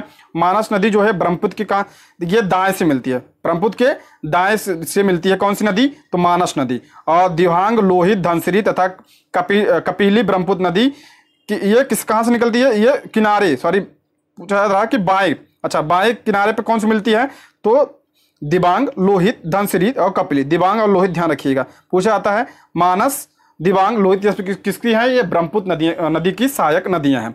और ये इधर ये वाली कौन सी इधर से मिलती हैं तो दाएं से, और इधर वाली बाएं से। देखिए ब्रह्मपुत्र नदी के बारे में कुछ और बता रहा हूँ। कहाँ से निकलती है? तिब्बत से निकलती है। तिब्बत में क्या कहा जाता है? इसे सांगपो कहा जाता है। और ये कहाँ से प्रवेश करती है भारत में? तो यांगयाप दर्रे से भारत में प्रवेश करती है। पूछा जाता है किस दर्रे से? यांगयाप दर्रे से। और इसे अरुणाचल प्रदेश में क्या कहा जाता है? तो इसे दिहांग कहा जाता है। और उसके बाद आगे आएंगे, ब्रह्मपुत्र नदी को ब्रह्मपुत्र कहाँ कहा जाता है? तो असम में इसे ब्रह्मपुत्र कहा जाता है। उसके बाद बांग्लादेश में से जमुना के नाम से जाना जाता है। अगला प्रश्न है, ब्यास और सतलज नदियों का संगम स्थल क्या है? हरिके बैराज। ठीक है, हरिके बैराज है। और किस पे है ये? ब्यास और सतलज नदियों पे। भारत की सबसे लंबी नहर इंदिरा गांधी नहर भाखड़ा कहाँ से निकलती है? भाखड़ा बांध से निकलती है इंदिरा गांधी नगर नहर। आप इसको ध्यान रखिए, काफी इंपॉर्टेंट है। भाखड़ा नंगल बांध किस पे है? तो सतलज नदी पे है। इंदिरा गांधी नहर की लंबाई कितनी है? 468 किलोमीटर इसकी लंबाई है। अला हिमालय पर्वत से निकलने वाली भागीरथी और अलकनंदा के संगम को क्या कहा जाता है? देवप्रयाग कहा जाता है। क्या कहा जाता है? देवप्रयाग कहा जाता है। और यही इसी नदी से मिलने के बाद जो है गंगा के नाम से जानती है, उसके पहले भागीरथी के नाम से। अलकनंदा और मंदाकिनी नदियों का संगम क्या कहलाता है? रुद्रप्रयाग कहा जाता है। ये रुद्रप्रयाग से प्रश्न बनता है। अलकनंदा और पिंडा नदियों को क्या कहा जाता है? तो कर्णप्रयाग कहा जाता है। अला है चमेरा परियोजना किस नदी पर है? तो ये रावी नदी पर है चमेरा परियोजना। रावी नदी की बात करते हैं तो रावी नदी कहाँ से निकलती है? तो ये रोहतांग दर्रा से निकलती है। ठीक है, और चमेरा परियोजना किस पे है? तो रावी नदी पे है। और ये बहुत इंपॉर्टेंट है, नाथपा झाकड़ी परियोजना किस नदी पे है? तो सतलज नदी पे है नाथपा झाकड़ी परियोजना। सलाल बगलिहार एवं दुलस्ती परियोजना किस पे है? ये भी बहुत इंपॉर्टेंट है। तो ये किस पे है? तो चेनाब नदी पे है। ठीक है, चेनाब नदी कहाँ से निकलती है? तो बारालाचा दर्रा से निकलती है हिमाचल प्रदेश से। और सलाल बगलिहार एवं दुलस्ती परियोजना चेनाब नदी पर है। तुलबुल परियोजना बहुत इंपॉर्टेंट है। ये जो सारी परियोजना है ना बहुत इंपॉर्टेंट है। ये तुलबुल एवं उरी परियोजना कहाँ पे है? तो ये झेलम नदी पे है। कहाँ पे? झेलम नदी। झेलम नदी कहाँ से? तो शेषनाग झील से निकलती है। अगला प्रश्न है, चंबल नदी अपनी उत्खाद भूमि के कारण प्रसिद्ध है। बहुत इंपॉर्टेंट है, चंबल नदी अपनी उत्खाद भूमि के कारण प्रसिद्ध है। बिहार के लिए प्रसिद्ध है ये चंबल नदी। चंबल नदी की बात करते हैं, इस पे बात ध्यान रखिएगा, जवाहर सागर बांध जो है इस पे है चंबल नदी पर। अगला है, बनास, काली, सिंध एवं पार्वती नदियां चंबल की सहायक नदी हैं। ठीक है, चंबल की सहायक नदी कौन सी? बनास, काली और पार्वती। चंबल किसकी सहायक नदी है? तो चंबल यमुना की सहायक नदी है। रिहंद और उत्तरी कोयल नदी किसकी सहायक नदी है? सोन नदी की सहायक नदी है। रिहंद और उत्तरी कोयल नदी बहुत इंपॉर्टेंट, ध्यान रखिएगा। और सोन नदी किसकी सहायक नदी है? तो गंगा की सहायक नदी है। सोन नदी का उद्गम कहाँ से होता है? तो अमरकंटक की पहाड़ी से होता है सोन नदी का उद्गम। अगला है, घाघरा नदी को नेपाल में करनाली के नाम से जानते हैं। किस नाम से? करनाली के नाम से जाना जाता है घाघरा नदी को। और गौरी गंगा शारदा नदी का प्रारंभिक नाम है गौरी गंगा। रिहंद परियोजना उत्तर प्रदेश में किस नदी पर? सोन नदी की सहायक नदी रिहंद पर है। रिहंद परियोजना किस पर है? तो रिहंद नदी पर है। और इसके पीछे गोविंद बल्लभ पंत सागर, ध्यान रखिए पूछा जाता है, गोविंद बल्लभ पंत सागर किस नदी पर है? तो ये रिहंद नदी पर। अगला प्रश्न है, प्रायद्वीपीय भारत की दूसरी सबसे बड़ी नदी कौन सी है? तो कृष्णा नदी प्रायद्वीपीय भारत की दूसरी सबसे बड़ी नदी। और सबसे बड़ी नदी कौन सी है? तो गोदावरी सबसे बड़ी नदी है। और दूसरी सबसे बड़ी कौन सी है? तो कृष्णा। इसकी लंबाई कितनी है? तो 1402 किलोमीटर इसकी लंबाई है। कहाँ से निकलती है? तो महाबलेश्वर पर्वत से यह निकलती है। प्रायद्वीपीय भारत की कावेरी नदी वर्ष भर जल से भरी होती है। वर्ष भर जल से कौन से भरी होती है? तो कावेरी नदी होती है। ठीक है, सादा नीरा है। केरल राज्य में प्रवाहित होने वाली सबसे लंबी नदी, केरल की सबसे लंबी नदी कौन सी है? पेरियार नदी। पेरियार नदी का संबंध तो केरल से। पहले देख लेते हैं, पहले राष्ट्रपति कौन थे? तो डॉक्टर राजेंद्र प्रसाद पहले क्या थे? राष्ट्रपति थे। अब पहले उपराष्ट्रपति कौन? डॉक्टर एस राधा कृष्णन जो है, सर्वपल्ली राधाकृष्णन पहले उपराष्ट्रपति थे। और पहले प्रधानमंत्री कौन थे? पंडित जवाहरलाल नेहरू। पहले से प्रश्न बनता है, आप ध्यान रखिएगा। पहले प्रधानमंत्री कौन थे? जवाहरलाल नेहरू। पहले गृह मंत्री कौन थे? वल्लभ भाई पटेल।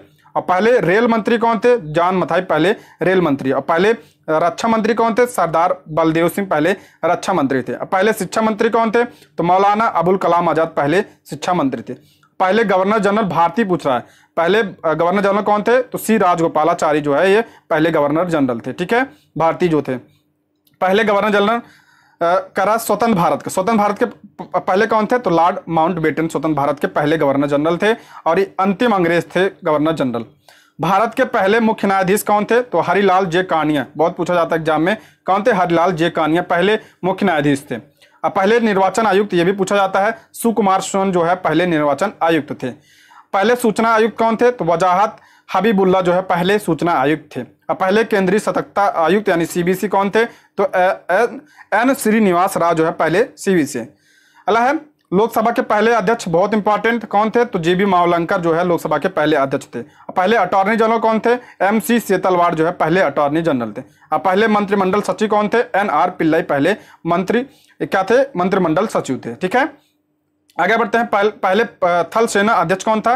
तो जनरल राजेंद्र सिंह पहले थल सेना के अध्यक्ष थे। अगला पहले वायुसेना के अध्यक्ष कौन थे? तो एयर मार्शल थॉमस एल्म्सहर्ड जो है पहले वायुसेना के अध्यक्ष थे। नौसेना के अध्यक्ष कौन थे? पहले वाइस एडमिरल RD कटारी जो है पहले नौसेना के अध्यक्ष थे। आगे बढ़ते हैं। भारत रत्न से सम्मानित होने वाली पहली भारतीय महिला कौन थी? तो इंदिरा गांधी पहली भारतीय महिला थी। ध्यान रखिएगा, काफी इंपॉर्टेंट है। एक भारतीय राज्य की पहली महिला राज्यपाल कौन? श्रीमती सरोजिनी नायडू पहली राज्यपाल थी। और पहली मुख्यमंत्री कौन थी? तो सुचेता कृपलानी। ये दोनों जो है उत्तर प्रदेश की। ठीक, अगला प्रश्न है देश की पहली केंद्रीय मंत्री कौन थी? तो श्रीमती राजकुमारी अमृत कौर देश की पहली केंद्रीय महिला मंत्री थी। ठीक है, अगला प्रश्न है भारतीय राष्ट्रीय कांग्रेस की पहली महिला अध्यक्ष कौन थी? तो एनी बेसेंट 1917 के कलकत्ता अधिवेशन की उन्होंने अध्यक्षता की थी। अब भारत विश्व में प्रथम देख लेते हैं। भारत किस में विश्व में प्रथम है? ठीक है, दुनिया में सरकार समर्थित परिवार नियोजन में, ठीक है, परिवार नियोजन लागू करने में किस भारत जो है विश्व में प्रथम स्थान है भारत का। विश्व का सबसे बड़ा डाक नेटवर्क कौन सा है? तो भारत का है डाक नेटवर्क। ठीक है, सबसे बड़ा है विश्व में। सड़क की बात करते हैं, सड़क में जो है भारत दूसरे स्थान पे। ठीक है, सर्वाधिक पशुधन आबादी भी भारत में है। पशुधन आबादी कहाँ पे है? तो भारत में। दूध का सबसे बड़ा उत्पादक भी कौन है? तो भारत जो है विश्व में सर्वाधिक दूध उत्पादन करता है। अगर राज्य की बात करते हैं तो उत्तर प्रदेश में सर्वाधिक दूध का उत्पादन होता है। और दुनिया में बाजरे का सबसे बड़ा उत्पादन कौन करता है? तो भारत जो है बाजरे का सबसे बड़ा उत्पादन करता है। राज्य की बात करते हैं तो राजस्थान। सोने के आभूषण का सबसे बड़ा उपभोक्ता कौन है? उपभोक्ता सबसे बड़ा कौन सा है? तो सोने का आभूषण का भारत ही जो है सबसे बड़ा उपभोक्ता है। जूट का सबसे बड़ा उत्पादन भारत जो है, जूट जो है सबसे ज्यादा उत्पादन करता है विश्व में। और राज्य की बात करते हैं, ये सब जो है विश्व में प्रथम है। ठीक है, विश्व में जो है प्रथम। तो और बात करते हैं जूट की, तो जूट भारत में सबसे अधिक कहाँ होता है? तो पश्चिम बंगाल में होता है। अब भारत अदरक के मामले में भी सबसे बड़ा उत्पादक है। अदरक में भी, केले के उत्पादन में भी है। दलहन का सबसे बड़ा उत्पादन कौन सा? भारत है। देखिए पूछा जाता है दलहन का सबसे बड़ा उत्पादक और उपभोक्ता भी है भारत। ठीक है, और उत्पादन भी करता है भारत। ठीक है, आगे बढ़ते हैं। आमों का सबसे बड़ा उत्पादक भारत है विश्व में। कुसुम तेल ये भी भारत में। पपीते में उत्पादन में भारत सबसे आगे है। आगे देखते हैं चाय का दूसरा सबसे बड़ा उत्पादक। चाय जो है सर्वाधिक कहाँ पे होता है? तो चीन में होता है। दूसरा कौन सा है? तो भारत दूसरा है विश्व में। और भारत में कहाँ पे? तो भारत में सर्वाधिक असम में होता है। गन्ने का दूसरा स्थान है भारत का। कौन सा स्थान है? दूसरा स्थान है गन्ने में। और पहला स्थान किसका है? तो ब्राजील का पहला स्थान है। ठीक है, आगे बढ़ते हैं। गेहूं में कौन सा स्थान है भारत का? भारत का स्थान दूसरा है। और पहला स्थान किसका है? तो चीन है। ठीक है, अगर राज्य पूछा जाए तो उत्तर प्रदेश में सर्वाधिक गेहूं का उत्पादन होता है। प्याज में सबसे बड़ा उत्पादक कौन सा है? तो चीन, विश्व में चीन है। और दूसरे स्थान पे कौन है? हमारा भारत है। अगला प्रश्न है आलू का दूसरा सबसे बड़ा उत्पादक भारत। ठीक है, अब भारत जो है आलू का दूसरा सबसे बड़ा, पहले स्थान पे चीन। ध्यान रखिए अक्सर जो है चीन पहले पे है और दूसरे पे भारत है। लहसुन में इसमें भी चीन सबसे आगे, उसके बाद लहसुन के उत्पादन में भारत किस स्थान पे? दूसरे। ये प्रश्न बनता है, सब ध्यान रखिएगा आप। ये एग्रीकल्चर में उसमें बनता है, इकोनॉमिक्स में बनता है और ज्योग्राफी दोनों में बनता है। ठीक है, चावल का दूसरा सबसे बड़ा उत्पादक कौन सा है? तो भारत। विश्व में दूसरे नंबर पे है भारत और पहले नंबर पे कौन? चीन। और चावल की बात करते हैं भारत में तो पश्चिम बंगाल में सर्वाधिक चावल होता है। रेशम का सबसे बड़ा दूसरा सबसे बड़ा भारत है। ठीक है, दूसरा है। और पहले स्थान पे कौन है रेशम में? तो चीन है। विश्व में सबसे ज्यादा कृषि योग्य भूमि किसके है? तो संयुक्त राज्य अमेरिका। दूसरे स्थान पे कौन है? तो भारत है। ठीक है, दूसरे स्थान पे भारत है। भारत उर्वरक का तीसरा सबसे बड़ा उपभोक्ता है। कौन सा है? तो तीसरा सबसे बड़ा उत्पादक है और दूसरा सबसे बड़ा उपभोक्ता है उर्वरक के मामले में। अब अगला प्रश्न है भारत में थोरियम का सबसे बड़ा भंडार है। भारत में जो है थोरियम का सबसे बड़ा भंडार है। अगर बात करते हैं किस राज्य में? तो केरल में। ठीक है, अगला है सेंट्रल ड्रग रिसर्च इंस्टीट्यूट कहाँ पे है? तो ये लखनऊ में स्थित है, सेंट्रल ड्रग रिसर्च इंस्टीट्यूट। आप सारे जो है अनुसंधान ध्यान रखिए, संस्था कहाँ पे है, ये इससे प्रश्न बनता है। फूलों की घाटी कहाँ पे है? तो ये चमोली उत्तराखंड में है फूलों की घाटी। वन अनुसंधान कहाँ पे है? देहरादून उत्तराखंड में वन अनुसंधान है, बहुत इंपॉर्टेंट है ये। अगला है फॉरेस्ट रिसर्च इंस्टीट्यूट यानी वन अनुसंधान की स्थापना कब हुई थी? 1914 में इसकी स्थापना हुई थी। कहाँ पे है? ये देहरादून में है। झारखंड बिहार से कब अलग हुआ था? 15 नवंबर को अलग हुआ था झारखंड बिहार से, ठीक है, 15 नवंबर को। खजुराहो का मंदिर मध्य प्रदेश में किसके द्वारा बनाया गया था? तो चंदेलों के द्वारा बनाया गया था खजुराहो का मंदिर। कहाँ पे है? तो मध्य प्रदेश में। छत्तीसगढ़ का गठन कब हुआ था? 1 नवंबर 2000 को, ठीक है। और इसकी राजधानी क्या है? तो रायपुर है। और रुद्र सागर झील कहाँ पे है? तो ये मध्य प्रदेश में है। रुद्र सागर झील कहाँ पे? मध्य प्रदेश में। दचगाम अभयारण्य कहाँ पे है? तो ये जम्मू कश्मीर में है, बहुत इंपॉर्टेंट है दचग्राम। सर्वप्रथम पंचायती राज की स्थापना राजस्थान के नागौर जिले में 2 अक्टूबर कब किया गया था? सर्वप्रथम 2 अक्टूबर 1949। कौन सा है? नागौर में, ठीक है। यहाँ पे सर्वप्रथम पंचायती राज व्यवस्था लागू की गई थी। इसका उद्घाटन जवाहरलाल नेहरू ने किया था। विवेकानंद रॉक कहाँ पे है? ये कन्याकुमारी। विवेकानंद रॉक कहाँ पे है? तो कन्याकुमारी तमिलनाडु में स्थित है। केंद्रीय आलू अनुसंधान कहाँ पे है? तो ये शिमला में। केंद्रीय आलू शोध संस्थान कहाँ पे है? शिमला में। केंद्रीय चावल शोध संस्थान कहाँ पे है? तो कटक उड़ीसा में है। और विश्व अंतर्राष्ट्रीय स्तर पूछा जाए तो मनीला में है, ठीक है। अगला प्रश्न है, कुरुक्षेत्र का मैदान व पानीपत कहाँ पे है? तो ये हरियाणा में। कहाँ पे? हरियाणा में। भारत में सबसे ज्यादा चंदन के वृक्ष कहाँ पाए जाते हैं? तो कर्नाटक राज्य में पाए जाते हैं। विश्व की सबसे लंबी पर्वत श्रृंखला कौन सी है? एंडीज है। और ये कहाँ पे है? ये दक्षिण अमेरिका में है। ये विश्व की सबसे लंबी पर्वत श्रृंखला है एंडीज, ठीक है। गोवा को पूर्ण राज्य का दर्जा कब मिला था? तो 30 मई 1987 को मिला था, ठीक है। 25वां राज्य बना था गोवा। भारतीय लाख अनुसंधान कहाँ पे है? तो ये रांची में है, ठीक है। कहाँ पे? रांची में। केंद्रीय गन्ना अनुसंधान कहाँ पे है? तो ये कोयम्बटूर तमिलनाडु में है। केंद्रीय गन्ना प्रजनन अनुसंधान, ठीक है। प्रजनन अनुसंधान कहाँ पे है? तो ये कोयम्बटूर तमिलनाडु में है। अगला है डल झील, वुलर झील तथा शेषनाग झील। डल झील, वुलर झील, शेषनाग झील कहाँ पे है? तो ये जम्मू कश्मीर में है, बहुत इंपॉर्टेंट है ये। अगला पूर्वोत्तर राज्यों में प्रवेश द्वार की संज्ञा किसे दी जाती है? असम राज्य को पूर्वोत्तर का प्रवेश द्वार कहा जाता है। दुधवा नेशनल पार्क कहाँ पे है? तो उत्तर प्रदेश में दुधवा नेशनल पार्क है, ठीक है। थोड़ा फास्ट करेंगे, रिवीजन ही कर रहे हैं, वन लाइनर हैं सारे। आनंद भवन कहाँ पे है? तो इलाहाबाद में है, उत्तर प्रदेश में आनंद भवन। बिहार के प्रथम मुख्यमंत्री तथा प्रथम राज्यपाल कौन थे? प्रथम मुख्यमंत्री कौन थे? तो श्री कृष्ण सिंह जो है प्रथम मुख्यमंत्री थे। और प्रथम राज्यपाल कौन थे? तो जयराम दास दौलत तरह जो है पहले इसके क्या थे? राज्यपाल थे। अगला है, भारत को सबसे बड़ा पशु मेला, भारत का सबसे बड़ा पशु मेला कौन सा है? सोनपुर बिहार में लगता है। ये भारत का सबसे बड़ा पशु मेला है। क्षेत्रफल की दृष्टि से बिहार भारत में 12वां स्थान है। क्षेत्रफल दृष्टि से बिहार का कौन सा स्थान है? तो 12वां स्थान है, ठीक है। आप इसको ध्यान रखिए। जनसंख्या के मामले में 3रा स्थान है। भारत का प्रथम इस्पात कारखाना तो जमशेदपुर में खुला था। कम? जमशेदपुर में, ठीक है। अगला प्रश्न है, हुसैन सागर झील तथा कोलूरू झील, ये दोनों झील कहाँ पे है? तो आंध्र प्रदेश में। काफी इंपॉर्टेंट है, आप इस पर टिक लगा लीजिएगा। केंद्रीय चमड़ा अनुसंधान कहाँ पे है? चेन्नई में। केंद्रीय चमड़ा अनुसंधान कहाँ पे है? चेन्नई में है। मीना कम्बम अंतर्राष्ट्रीय हवाई अड्डा कहाँ पे है? तो चेन्नई में है, ये भी है। केंद्रीय खनन अनुसंधान धनबाद झारखंड में है। केंद्रीय खनन अनुसंधान। भारत का स्विट्जरलैंड किसे कहा जाता है? कश्मीर को कहा जाता है। हैदराबाद किस नदी के किनारे बसा हुआ है? तो मूसी नदी के किनारे बसा हुआ है हैदराबाद, ठीक है। मानस नदी में बताया ना पीछे, ब्रह्मपुत्र नदी की सहायक नदी है। मानस, लोहित, ये सब किसकी है? तो ब्रह्मपुत्र नदी की है। पंचायती राज प्रणाली किस सूची का विषय है? तो ये राज्य सूची का। किस सूची का? राज्य सूची का। और किस अनुसूची में है? तो ये 11वीं अनुसूची में। 73वें संविधान संशोधन के द्वारा इसे संविधान में शामिल किया गया था।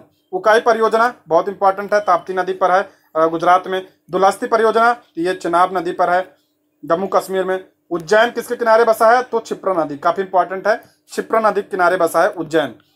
शेरशाह का मकबरा पीछे पड़ चुके हैं, तो बिहार में है। नर्मदा नदी का उद्गम कहाँ पे होता है? तो अमरकंटक से होता है, ठीक है। अमरकंटक की पहाड़ी से मध्य प्रदेश में। एक प्रश्न और बनता है, देखिए देखिए पहले कौन सा है? विंध्याचल पर्वत। विंध्याचल पर्वत है, उसके बाद यहाँ बहती है नर्मदा नदी, उसके बाद है सतपुड़ा रेंज, उसके बाद बहती है ताप्ती नदी। आप इनको ध्यान रखिएगा, ये क्रम पूछा जाता है कि नर्मदा और ताप्ती के बीच में कौन सा है? तो कौन सा है? तो सतपुड़ा है। पूछा जाता है विंध्य और सतपुड़ा के बीच में कौन सी नदी है? तो नर्मदा नदी है। ऐसे ही प्रश्न बनते हैं इससे। कान्हा राष्ट्रीय उद्यान कहाँ पे है? तो मध्य प्रदेश में, काफी इंपॉर्टेंट है। कान्हा ध्यान रखिए, कान्हा, पेंच भी ध्यान रखिएगा, कूनो ध्यान रखिए, ये सब कहाँ पे है? तो ये मध्य प्रदेश में है। गांधी जी का जन्म कहाँ पे हुआ था? पोरबंदर, गुजरात में। कब हुआ था? 1869 में गांधी जी का जन्म हुआ था। भारत में पहला पूर्ण साक्षर शहर कौन सा? कोयट्टम, केरल में। ये पहला पूर्ण साक्षर शहर है। संथाल विद्रोह काफी इंपॉर्टेंट है। संथाल विद्रोह को हूल विद्रोह भी कहा जाता है। इसके नेता कौन थे? सिद्धो व कान्हू थे। कब हुआ था? 1850 और 56 में, ठीक है। 1850-56 में ये हुआ था। देश का पहला पूर्ण साक्षर जिला कौन सा है? एर्नाकुलम जो है ये देश का पूर्ण साक्षर वाला जिला है। कहाँ पे? केरल में है। कोणार्क का सूर्य मंदिर ब्लैक पगोडा कहाँ पे है? ये उड़ीसा में है। पीछे आ चुका है प्रश्न।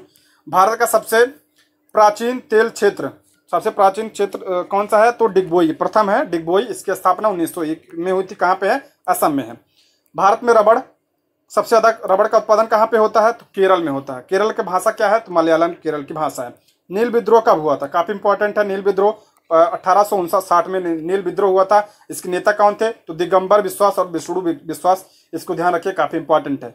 नील दर्पण किसकी रचना है? तो दीन बंधु मित्र की रचना है नील दर्पण, और नील विद्रोह का इसमें उल्लेख किया गया है। ठीक है, आगे बढ़ते हैं। कोडाई कुनाल बहुत इंपॉर्टेंट है। कोडाई कुनाल कहाँ पे है? तमिलनाडु में।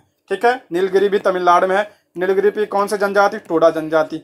भारत का प्रवेश द्वार तथा 7 टापुओं का नगर किसे कहा जाता है? मुंबई को कहा जाता है। ठीक है, भारत का मानचेस्टर किसे कहा जाता है? अहमदाबाद को। अहमदाबाद कहाँ पे है? तो गुजरात में है।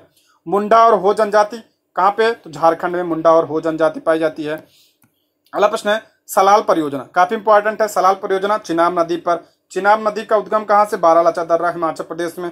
कहाँ पे है ये? जम्मू कश्मीर में। सत्यशोधक समाज काफी इंपॉर्टेंट है। इसकी स्थापना किसने? ज्योतिबा फुले ने किया था। कब? 1873 में किया था ज्योतिबा फुले ने इसकी स्थापना। ज्योतिबा फुले की एक पुस्तक है गुलामगिरी। कौन सी? गुलामगिरी। आप ध्यान रखिएगा, बहुत इंपॉर्टेंट है। गुलामगिरी किसकी पुस्तक है? तो ज्योतिबा फुले की है। मोपला विद्रोह कब हुआ था? तो 1921 में हुआ था। काफी इंपॉर्टेंट है, केरल में हुआ था मोपला विद्रोह। टकला मकान कहाँ पे है? टकला मकान मरुस्थल है। कहाँ पे है? चीन। सहारा मस्तूर कहाँ पे है? तो ये अफ्रीका में है। गोभी पूछा जाता कहाँ पे है? तो ये मंगोलिया चीन में है। ठीक है, अगला है गल्फ स्ट्रीम कैसी धारा है? तो ये अटलांटिक महासागर की है, तो गर्म जल धारा है। देश का स्वर्ण उत्पादक राज्य कौन सा है? तो कर्नाटक। और खान की बात करते हैं, कोलार एवं हट्टी की खान। ध्यान रखिए, काफी इंपॉर्टेंट है। पूछा जाता है कोलार एवं हट्टी की खान किससे संबंधित है? तो सोने से संबंधित है। ठीक है, ग्रेट विक्टोरिया मरुस्थल कहाँ पे है? तो ग्रेट विक्टोरिया कहाँ पे है? तो ऑस्ट्रेलिया में है। और ग्रेट बैरियर रीफ बहुत इंपॉर्टेंट है दोनों।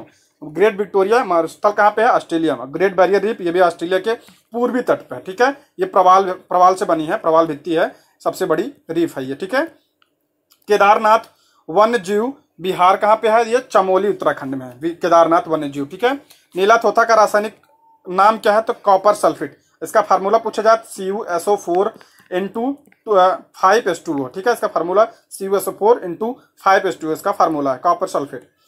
हजरत बल मस्जिद कहाँ पे है? तो ये श्रीनगर में है, कश्मीर में। ठीक है, बुनकरों का शहर किसे कहा जाता है? हरियाणा को बुनकरों का शहर कहा जाता है। नेशनल बहुत इंपॉर्टेंट है ये, नेशनल डेयरी रिसर्च इंस्टीट्यूट कहाँ पे है? तो करनाल हरियाणा में है। ठीक है, कहाँ पे? करनाल हरियाणा में। राजस्थान का गांधी किसे कहा जाता है? गोकुल भाई भट्ट को राजस्थान का गांधी कहा जाता है। आगे बढ़ते हैं। विजय स्तंभ एवं कीर्ति स्तंभ कहाँ पे है? तो ये चित्तौड़गढ़ राजस्थान में है। अगर आपको थोड़ा फास्ट लग रहा हो तो आप जो है वीडियो को थोड़ा स्लो कर लीजिएगा या थोड़ा रोक रोक कर देख लीजिएगा। दिलवाड़ा जैन मंदिर तो कहाँ पे है? ये माउंट आबू। माउंट आबू राजस्थान में है दिलवाड़ा का जैन मंदिर। इसका निर्माण किसने करवाया था? तो बिमल शाह ने इसका निर्माण करवाया था। ठीक है, आगे बढ़ते हैं। भारत कला भवन कहाँ पे है? तो ये वाराणसी उत्तर प्रदेश में है। ठीक है, वाराणसी में है। अगला प्रश्न है सोया प्रदेश। सोयाबीन का सर्वाधिक उत्पादन मध्य प्रदेश में, और सोया प्रदेश इसलिए कहा जाता है। और सोयाबीन में सर्वाधिक क्या होता है? प्रोटीन होता है 46%। उज्जैन का प्राचीन नाम क्या है? तो अवंती उज्जैन का प्राचीन नाम है। किसके किनारे? क्षिप्रा नदी के किनारे। बिहार राजभाषा परिषद का गठन कब हुआ था? तो 1950 में हुआ था। उड़ीसा को बिहार से अलग 1 अप्रैल 1936 को किया गया था। कब? 1 अप्रैल 1936 को। ठीक है, अगला प्रश्न है बिहार का शोक किसे कहा जाता है? कोसी नदी को, आप सभी को पता है। असम का शोक किसे कहा जाता है? ब्रह्मपुत्र को। बंगाल का शोक दामोदर को। आप इनको ध्यान रखिएगा। ठीक है, आगे बढ़ते हैं। बिहार के प्रथम राज्यपाल कौन है? तो जयराम दास दौलत राम। ठीक है, पहले राज्यपाल थे। यात्रा बहुत इंपॉर्टेंट है। यात्रा कहाँ से संबंधित है? ये पश्चिम बंगाल का लोकनाट्य। ठीक है, अगला प्रश्न है भारत का पहला IIT कौन सा है? तो खड़गपुर। ठीक है, IIT खड़गपुर कहाँ पे है? तो पश्चिम बंगाल में। भारत का प्रथम जूट मिल इसकी स्थापना कब हुई थी? 1859 में कोलकाता के रिसरा में उसकी स्थापना हुई थी। ठीक है, जूट मिल है। और नंदन कानन वन्य प्राणी उद्यान कहाँ पे है? तो ये भुवनेश्वर उड़ीसा में है नंदन कानन। काजीरंगा तथा मानस असम में है, बहुत इंपॉर्टेंट है। एक सिंह गैंडा के लिए प्रसिद्ध है काजीरंगा। मुंबई का नाम मुंबई कब किया गया था? तो 1995 में किया था। अगला प्रश्न है भारत में कृत्रिम उपग्रह प्रक्षेपण केंद्र।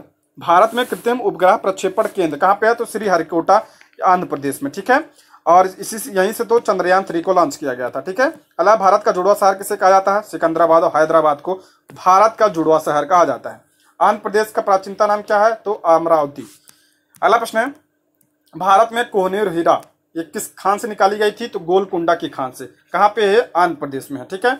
विश्व का पहला परिवार नियोजन क्लिनिक कहाँ पे स्थापित किया गया था? तो कर्नाटक में। ठीक है।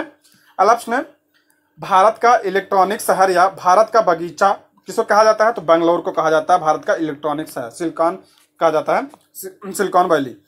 कर्नाटक का गांधी किसे कहा जाता है? सदाशिव राव को कहा जाता है। मंदिरों की पूर्ण भूमि किसे कहा जाता है? तमिलनाडु को मंदिरों को पूर्ण भूमि कहा जाता है।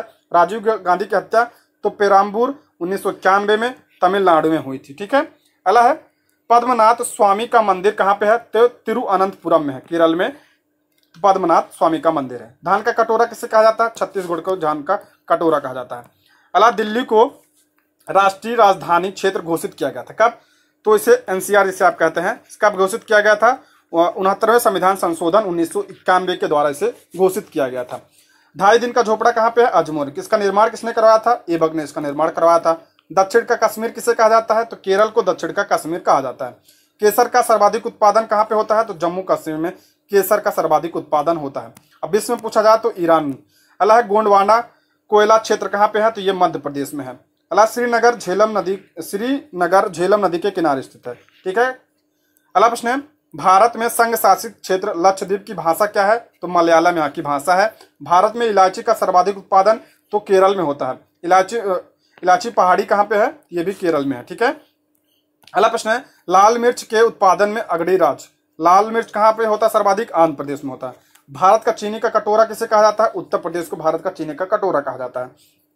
अगला प्रश्न है, माता टीला बहुउद्देशीय परियोजना बहुत इंपॉर्टेंट है, कहाँ पे है? ये उत्तर प्रदेश में। ठीक है। कचारी जनजाति कहाँ पे है? असम में है कचारी जनजाति।